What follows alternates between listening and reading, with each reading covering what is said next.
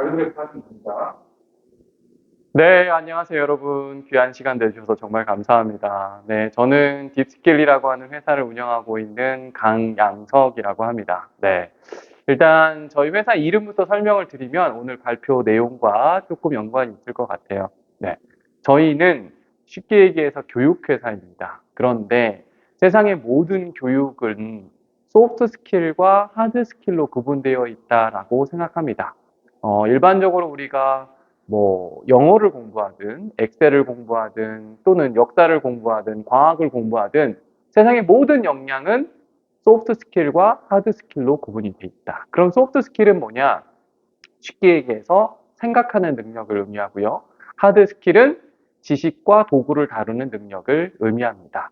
그런데 우리가 이 구분 체계가 좀 익숙하지 않은 것은 우리는 초, 중, 고등학교를 거치면서 거의 대부분 하드 스킬 중심으로만 학습을 하고 평가를 받기 때문이죠. 하지만 사회생활을 해보면 알게 됩니다. 사고력 또는 커뮤니케이션 스킬과 같은 이런 말랑말랑한 소프트 스킬이 얼마나 중요한지를, 그래서 하드 스킬과 소프트 스킬의 균형을 추구한다라는 차원에서 딥스킬이라고 하는 회사 이름을 가지고 있습니다. 그래서 저희가 추구하고자 하는 것은 과학이 발달하고 기술이 놀라운 발전을 가져올수록 우리는 딥스킬, 즉 생각하는 힘과 기술을 활용한 종합적인 문제 해결 역량을 가지는 학습 및 평가 시스템이 필요하다라는 겁니다. 그래서 디지털 트랜스포메이션의 시대에 새 시대에 맞는 새로운 형태의 학습 도구를 제안하고자 합니다. 그래서 오늘 제가 마련한 내용은 바로 소크라테스식 문답법을 구현한 문답식 교육 방식의 기본적인 저희 서비스를 설명드리고자 합니다. 여기서 왜 소크라테스가 나왔느냐 좀 설명을 드리면, 저희는 모든 지식을 아는지 모르는지 상태를 알기 위해서는 문답을 통해서만 알 수 있다고 생각합니다. 우리가 일반적으로 지식을 평가하는 여러 가지 방식에는 객관식이 있고 주관식이 있죠. 그런데 객관식과 주관식은 그 사람이 진짜 그걸 아는지 모르는지 아는데 한계가 있습니다. 다만 문답을 하면 그 사람이 진짜 아는지 모르는지를 알 수 있죠. 그래서 저희의 시나리오는 간략하게 이렇게 돼 있습니다. 어떤 학습자가 A라고 하는 문제를 풉니다. 그러면 그 문제가 영어가 될 수도 있고 역사가 될 수도 있고 데이터 과학이 될 수도 있고 디지털이 될 수도 있고, 사실 그건 중요하지 않죠. 어쨌든 거기에 대한 자기네 생각을 피력을 하면 저희 서비스에 있는 소크라테스라고 하는 인공지능이 그 답변의 내용을 이해하고 소크라테스식 질문을 하기 시작합니다. 소크라테스식 질문을 한다라는 거의 가장 첫 번째 큰 차이점은 인공지능이 답변을 하는 것이 아니라 질문을 한다는 거죠. 그런데 단순한 질문을 하는 것이 아니라 소크라테스식 질문을 한다는 것은 전략을 가지고 질문을 한다는 겁니다. 전략을 가진다는 것은 질문을 통해서만 그 사람을 삶의 세계로 인도하겠다라고 하는 구체적인 전략이 있어야 됩니다. 그래서 저희의 인공지능 기술은 상대방에게 전략적인 의도를 가지고 연속적인 질문을 할 수 있는 능력이 핵심입니다.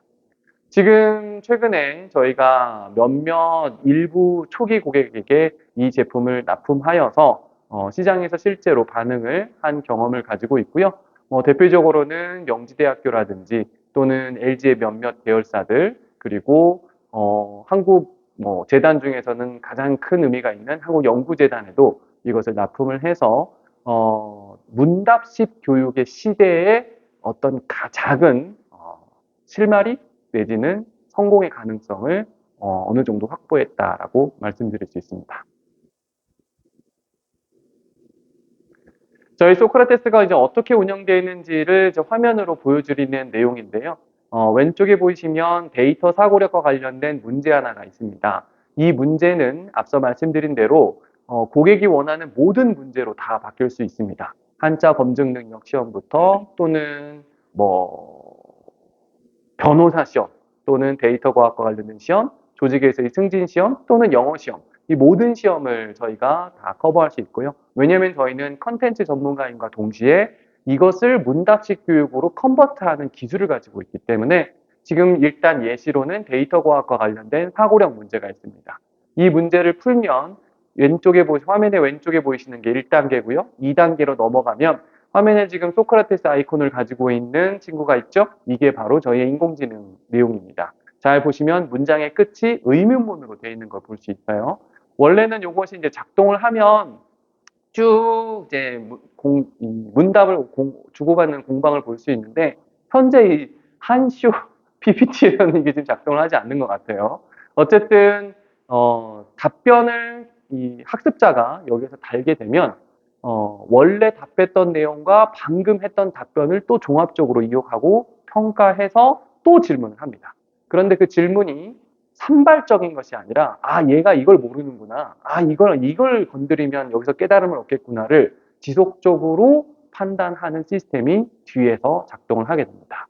참고로 말씀드리면 챗GPT 기술을 이용을 했지만 대부분의 챗GPT 기술은 답변을 하죠. 근데 이렇게 전략적인 질문을 할 수 있으려면 고도의 챗GPT를 통제하는 기술과 시나리오를 설계하는 능력이 좀 필요한데 이러한 능력들을 실제로 저희가 확보하기 위해서 실리콘밸리에 있는 데이터 과학자와 소프트웨어 엔지니어와 직접 협업을 하여서 이 서비스를 개발을 하였습니다.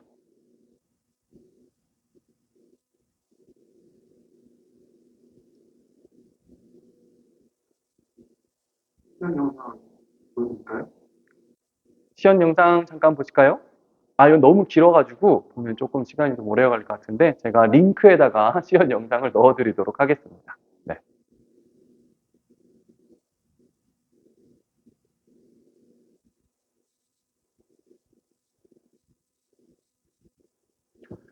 자, 아마 시연 영상을 보시면은 훨씬 더 이제 이해가 쉬우실 텐데 저희가 그냥 상상으로라도 이 서비스가 가지고 있는 몇 가지 피처라면 이제 핵심적인 특징을 좀 설명을 드리도록 할게요. 일단 가장 큰 특징은 문답식으로 학습을 할 수 있게 한다라고 하는 특징이었지만 사실 그거보다 더 높은 저희의 가장 추구하고자 하는 바는 스킬 베이스드 러닝이라고 하는 학습 체계를 매우 중요하게 생각합니다. 좀 어려운 단어가 나왔지만 요거를 좀 들어보시면 이해가 됩니다. 스킬 베이스라는 말은 제가 만든 말이 아니라 실제 HR 분야에서 굉장히 큰 트렌드로 자리 잡고 있는 내용이기 때문이죠. 저기서 스킬은 역량을 의미합니다. 그래서 휴먼 리소스를 관리하는 데 있어서 스킬을 중심으로 채용하고 스킬을 중심으로 과업을 수행하고 스킬을 중심으로 평가하고 스킬을 중심으로 보상을 하게 된다라는 게 스킬 베이스드 HR 또는 스킬 베이스드 러닝의 가장 큰 핵심입니다. 그러니까 이 말이 조금 우리가 이해가 안 될 수 있는 것은 지금 우리의 거의 대부분의 HR 체계를 보면 직무를 중심으로 이런 것들이 이루어지는 측면이 있죠. 근데 이것이 직무보다도 더 다른 간이 스킬 중심으로 이루어진다는 것이 가장 큰 변화 내용이라고 볼 수 있습니다. 그러면 직무는 뭐고 스킬은 뭐냐? 예를 들면 이렇게 생각할 수 있죠. 마케터라고 하면 예전에는 다 마케터라고 생각을 했지만 요즘은 디지털 마케터라고 하는 새로운 역량이 생긴 거죠. 그렇죠? 예를 들면 시대가 워낙 빨리 바뀌다 보니까 4차 현대자동차의 엔진을 다루는 사람도 내연기관을 다루는 사람이 있고 모터를 다루는 사람이 있죠. 이렇게 급격한 역량 체인지 안에서 실제로 직무의 이름으로 보면 같은 사람일 수 있지만 역량의 이름으로 보면 굉장히 다른 이러한 상태가 많이 산업에서 발생을 하고 있습니다. 그래서 직무를 중심으로 사람을 관리하는 것이 조금 힘들겠다라는 판단을 하고 미국에서는 굉장히 다양한 형태의 스킬 베이스의 러닝이 발생을 하고 있죠. 그래서 학습을 할 때 HR의 중요한 부분 중에 하나인 학습을 할 때도 어떠한 커리큘럼 베이스로 학습을 하기보다는 요소 역량 하나하나를 잘 구성하고 그 요소 역량 하나하나별로 학습을 해야 된다라는 취지를 가지고 있습니다. 그래서 예를 들면 저희는 데이터 과학이라고 하는 거대한 이 도메인이 있으면 이 도메인을 굉장히 여러 가지의 스킬로 체계화를 합니다. 데이터 과학을 구성하고 있는 수많은 체계들이 있죠. 그것을 대중소로 잘게 짜놓아 나누는 거죠. 그래서 그거 하나에 소크라테스식 문답법을 하는 겁니다. 이해가 되시겠죠? 그리고 두 번째는 개인화된 학습 여정이라는 것. 아마 소크라테스식 학습 문답과 스킬 베이스드 러닝을 합체해보면 왜 개인화라는 단어가 나오는지 금방 이해하실 거예요. 나는 데이터 과학에서 이 분야만 공부를 하고 싶은데 이 분야에 특화된 커리큘럼은 존재하지 않죠. 그래서 나는 여기에 대한 스킬을 알고 싶어. 근데 내가 이번 달까지 여기까지 하기로 했는데 실제로 여기까지는 못했어. 이런 것들이 모두 다 개인화되고 실제 내가 학습한 내용을 베이스로 다음 학습을 뭘 해야 되는지를 스킬 베이스 트리에서 정확하게 저희의 시스템이 안내하게 됩니다. 자연스럽게 그것을 우리가 이제 LMS 기능이라고 하는데 러닝 매니지먼트 시스템이라고 하죠. 네, 그래서 LMS 기능을 갖게 되고요. 그리고 마지막으로 제가 또 말씀드린 소크라테스식 문답법. 네. 자, 이 소크라테스식 문답법이 가지게 되는 중요한 차별점은 우리가 지식의 4단계에 있어서 바로 안다, 설명할 수 있다, 토론할 수 있다, 또는 문제를 만들 수 있다 해서 이 2단계와 3단계를 측정할 수 있다는 게 가장 큰 특징입니다. 우리가 단순히 기존에 가지고 있던 모든 평가 시스템들이 안다라는 상태에 거의 머물고 있죠. 설사 주관식마저도. 그런데 소크라테스식 문답법을 하면 우리가 그 지식의 수준을 설명할 수 있다와 토론할 수 있다 수준으로도 평가할 수 있다는 게 가장 큰 차이점이라고 볼 수 있습니다. 그리고 마지막으로 메타데이터로 우리가 얻게 되는 것은 그 사람이 소크라테스와 수많은 문답을 주고받는 과정에서 소중한 정보를 추가적으로 얻을 수 있습니다. 예를 들면 커뮤니케이션 스타일이라든지 예를 들면 문제를 파고드는 스타일이라든지 예를 들면 구조적 사고에 대한 스타일이라든지 그래서 우리가 일반적으로 얘기하는 지식과 도구를 다루는 능력 말고도 어떠한 소프트 스킬들을 가지고 있는지까지 측정할 수 있다는 것이 굉장히 큰 차이점이라고 볼 수 있겠습니다. 네, 일단 간략하게 여기까지 하도록 하고요. 혹시 질문 있으시면 질문 받도록 하겠습니다. 질문 좀 보세요. 네. 원래 이제 소크라테스식 교육 방법이 사고력을 측정한다는 말씀이셨는데, 아까 앞선 슬라이드 같은 거 보시면, 제가 봤을 때는 사고력의 종류가 여러 종류가 있을 것 같은데, 그 뒤에 디테일을 말씀하신 거 보면, 실질적으로 어떤 문제를 이해가 가져갈 수 있다라는 말씀이셨어요. 이 얘기는 제가 봤을 때는 실제로 어떤 답변이 있는 거에 대한 이해 정도를 묻는 게 이거 치는 것 같아요.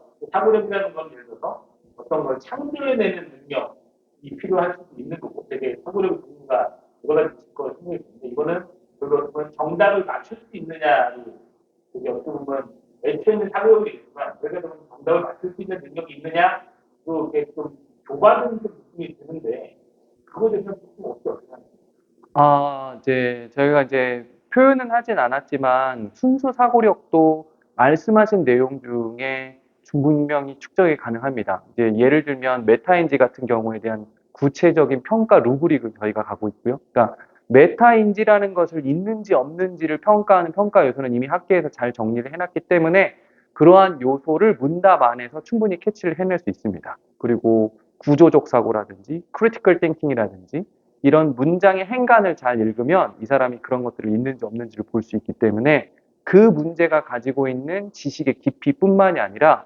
문답의 과정 안에서도 충분히 그런 것들을 파악을 할 수가 있습니다. 비슷한 질문인데 이제 답이 어쨌든 있는 문제의 해결 방법으로서의 방법론이 나온 거고, 그러니까 예를 들어서 어떤 단순한 답이 있지 않은 어떤 의견들도 있을 수 있는 거잖아요. 예를 들어서 프랑스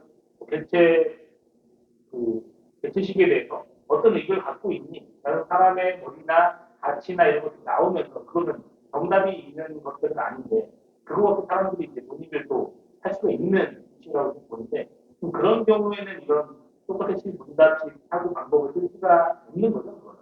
그것도 있습니다. 왜냐하면 저희는 정답 자체가 가지고 있는 개인적인 의견을 평가하기보다는 정답으로 끌고 가는 그 일관성 내지는 논리적인 정합성 이런 것들을 평가할 수 있기 때문에 사실 그 말씀하신 질문은 소크라테스 시스템이 가지고 있는 한계라기보다는 그 문제 자체가 가지고 있는 비정형성은 사실 교수님이 1대1로 붙어도 정답은 없는 거거든요. 다만 그것을 대량 생산으로 판단할 수 있다. 네. 대표적인 예로 이걸 듣습니다. 저희가 한때 GMAT에 에세이 테스트가 있었단 말이에요. 제가 알기로는 최근에 없어진 걸로 알고 있는데요. 그렇게 따지면 GMAT 또 에세이 테스트를 사람이 평가하게 되는데, 수기로 평가하게 되는데, 미국에 있는 평가자들이 할 수 없다는 것이 나오죠. 근데 이제 미국에 있는 GMAT에 있는 회사의 운영사의 평가 요원들이 전 세계 수많은 수험생의 그 에세이를 평가할 수 있다는 것은 그 사람의 내용을 가지고 있는 모편타당한 진리를 평가하는 것이 아니라 에세이라는 것을 끌어가고 있는 형식적인 평가 포인트들이 있단 말이죠. 당연히 그것은 학계에 너무 잘 정리가 돼 있고 저희가 소크라테스에 그것을 훈련시켜서 누군가의 글을 그런 관점 한에서 평가하는 것은 충분히 가능합니다. 마지막 말씀드렸는데 제가 방금 예시로 들었던 미시시피의 어떤 농작물, 과일, 수확에 대한 예시를 말씀드렸는데 그 내용을 보니까 제 생각으로는 어떤 수능 문제 같다는 느낌이 좀 들었고 맞아요. 최근 식으로 얘기하면 PSAT 맞아요. 이런 시험 문제랑 되게 유사하다는 생각이 들어서 오히려 이 프로그램의 뭐 사용자, 소비자가 어쨌든 그런 PSAT나 수능 비슷한 거를 준비하는 수험생 정도로 좋겠다라는 생각이 들었는데 그거에 대해서 혹시 어떻게 생각하세요? 지금 저희가 선보인 문제는 저희가 현재 확보하고 진행하고자 하는 문제의 굉장히 일부분입니다. 크게 그 문제들을 두 가지로 구분해 보면 명확히 답이 있는 문제와 명확히 답이 없는 문제가 되겠죠. 다만 이미 시장에서 산업화된 교육 체계들, 평가 체계들, 한자 검증 능력 시험, 공인중개사 시험, 영어 시험, 또는 토익 시험, PSAT 시험 이런 모든 문제들은 이 분류 체계로 보면 답이 있는 문제들인데 사실 이런 문제들에서는 소크라테스가 훨씬 더 효과를 잘 발휘를 합니다. 그건 인공지능의 특성과 좀 관련이 있고요. 이제 그렇다고 해서 첫 번째 질문처럼 두 번째 답이 없는 영역에서는 힘을 못 발휘하냐? 이것도 할 수 있다는 게 이제 가장 큰 특징이죠. 예를 들면 어떤 교수님이 있고 그 교수님이 대부분 주관식으로 학교의 시험을 보죠. 그럼 저희 팀이 그 주관 교수님한테 가서 당신의 출제 의도와 당신이 생각하는 모범 정답을 달라고 합니다. 그러면 저희 팀 연구원이 그 교수님과 약간의 디스커션을 통해서 정답지라는 것을 소크라테스한테 훈련을 시키죠. 그러면 그 정답지가 가지고 있는 로직들을 소크라테스가 훈련을 하게 되고 그 로직들을 베이스로 정답지를 평가하게 되는 겁니다. 만약에 교수님이 내가 쓰는 용어와 내가 쓰는 딕션들을 똑같이 개연성 있게 설명하는 것에 높은 채점을 주겠다라고 하면 저희는 채점을 그렇게 주는 거고, 아니 컨텐츠가 중요한 게 아니라 이런 논리적 전개를 할 수 있는지는 날 보겠다라고 하면 저희가 루브릭을 그쪽으로 설정을 하게 됩니다. 그래서 루브릭 자체가 내용을 집중하느냐 아니냐는 내적 정합성을 유지하는 논리적 개연성에 집중하느냐의 차이만 있을 뿐 사실 개념적으로는 모든 문제를 다 커버 가능합니다. 네, 네. 그냥 내용이 어려워서 복잡하게 공부를 해야 되나? 네네네. 그건 결국은 이 유료화 모델로 간다는 거예요? 그렇죠, 그렇죠. 네. 어느 부분이 유료화예요? 지금 저희가 생각하는 첫 번째 유료화 시스템은 이제 기업체들이 이미 가지고 있는 평가 시스템들이 있고 그 평가 시스템의 일부 항목으로 이제 들어가는 방법을 저희가 고만을 하고 있고요. 저희가 이제 판매한 방식은 아예 전체 프랩 전체를 짜가지고 그 프랩 전체를 그 기업체에 있는 핵심 인재들이나 또는 대학생들이 웹사이트로 방문해서 풀고 평가받는 방식으로 판매를 했습니다. 대략 가격대가 어떻게 돼요? 그거는 매우 극초창기여가지고 지금 프라이싱 하기 나름인데 저희가 타겟하고 있는 것은 GMAT 시험과는 거의 비슷한 시험으로 지금 동등한 수준으로 보려고 하고 있습니다. 그런 시험만. 네네네. 아, 그것도 이제 저희가 생각하는 하나의 유형일 뿐인데 그 대표적으로 저희는 거기를 주력으로 생각하고 있습니다. 네. 또 대략 어떤 지식이 가장 대표적인 상품의 상품? 지금 당연 대표적으로 기업사회가 많이 요구하는 건 데이터 과학입니다. 데이터 데이터 과학의 특징이 답이 있으면서도 답이 없는 정형적 특성들이 있기, 정형과 비정형의 약간 그 모호한 지점이 있고, 두 번째는 너무 방대하기 때문에 이것들을 어디서부터 학습시켜야 될지 모르는데, 저희의 스킬 베이스드 트리와 이 전체 맥락을 쫙 보면 그걸 충분히 잘 이해하고 단계적으로 학습할 수 있는 장점도 있죠. 네. 데이터를 다룬 일을 기업이 대부분 그걸 하니까 요즘 엄청나게 많이 훈련시키고 있습니다. 원래 기업은 데이터를 다루고 맞아요. 기업 본부는 데이터를 가지고 경영 전략을 세우고 실행을 하고 그다음에 나중에 리뷰를 하니까 맞습니다. 그러니까 거기에 대한 교육을 시키는 것을 문답식으로 그렇죠. 교육 과정을 프로그램을 해서 그걸 정교화해서 신입사원이든 인력사원에 대한 재교육을 한다는 거잖아요. 네네. 지금 기업 사회가 데이터 교육을 시키는 방식을 대략 살펴보면 그냥 강사가 또는 동영상으로 그걸 일방적으로 듣고 끝나는 경우가 거의 95% 이상이고요. 데이터는 손에서 만져봐야 되거든요. 네, 그리고 만져볼 수 있는 기회가 없죠. 오늘 제가 이제 시연 영상에는 있는데 지금 이 화면으로는 설명을 안 드린 것 중에 하나가 뭐 있냐. 문제 실제 있습니다. 근데 저희가 지금 여기는 안 나와 있을 뿐인데, 그냥 웹상에서 로 데이터를 줍니다. 그리고 그 옆에 제가 뭘 붙여놓냐면 챗GPT를 붙여놓죠. 예. 그러면 그 챗GPT를 통해서 채팅으로 분석을 시키는 거예요. 챗GPT한테.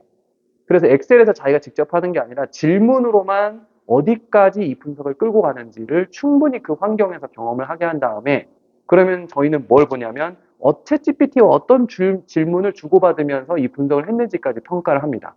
그래서 자신의 결론을 다시 잘 정리를 해서 서브밋을 누르면 그것도 저희가 이제 평가를 가능한 거죠.